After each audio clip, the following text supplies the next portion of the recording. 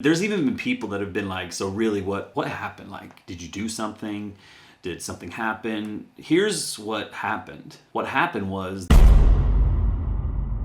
I've had so many people ask me, man, why did you leave the church?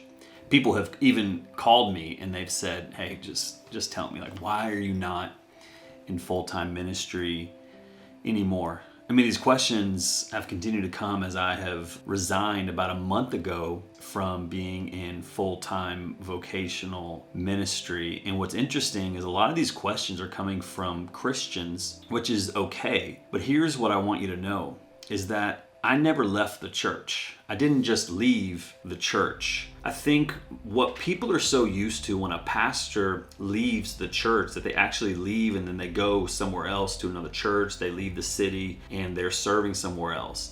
There's even been people that have been like, so really what happened? Like, did you do something? Did something happen? Here's what happened. What happened was the Lord called me to go. That's it. That's what happened.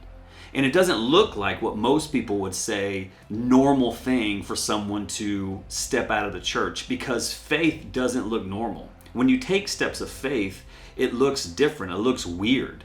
When you think of the disciples, when Jesus called the disciples and he said, hey, I want you to follow me. And when you follow me, here's what that looks like. You're going to leave everything that you know, everything that you're used to, and you're going to follow me. And so here's what I know, is that I'm not leaving the church. I didn't leave the church. I'm following the Lord. And so those that say that I left the church, you don't know the one that I'm following.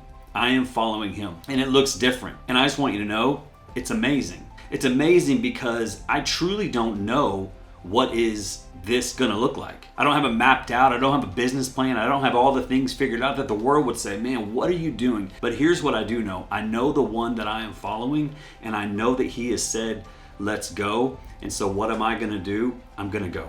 And so I want to encourage you today. What is it that the Lord is asking you to do? Maybe he's asking you to do something huge, but you're waiting for everything to be right and everything to fit perfectly. When Jesus calls you to go, you just need to go. What if Peter was like, no, man, I need to get everything right. I need to do this. What if Matthew was like, man, I've got to get my taxes in order. I need to make sure this is right. What if all the disciples did that?